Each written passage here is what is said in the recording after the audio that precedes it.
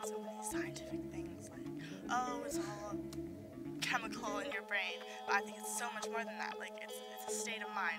It's emotional as well. It's part of your soul. Yeah. It plays out in so many ways in my other aspects of my life.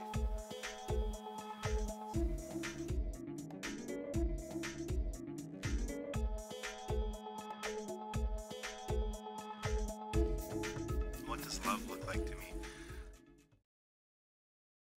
It's a complete feeling of mind, body, and spirit meeting each other.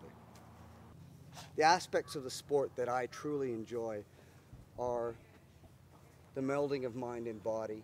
Truly, the connection between the individuals partaking in the art itself is really the greatest joy I get. And I like the teaching aspect of it too, sharing knowledge. Not just myself as a teacher, but one person mentoring another. In the arts that I've partaken in, there is no real definition between the teacher and the student. We're both learners, and we're both at the same level. It's a mentoring aspect, because I can learn so much from the person who's coming for the first time, or someone who comes from another art in general. For me, I love the way it ties into my life. Love looks like a lot of things. I think it looks like the sparkle in somebody's eye, but sometimes it looks like the sparkle on the water too.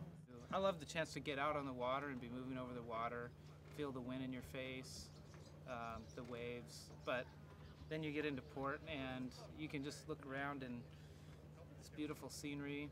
You meet a lot of people that are friendly. What does love look like to me?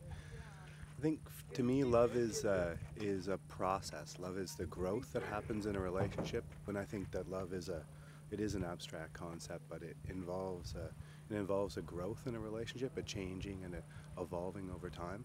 For me, the image that comes is a radiance, warmth, a sensation that's inside me.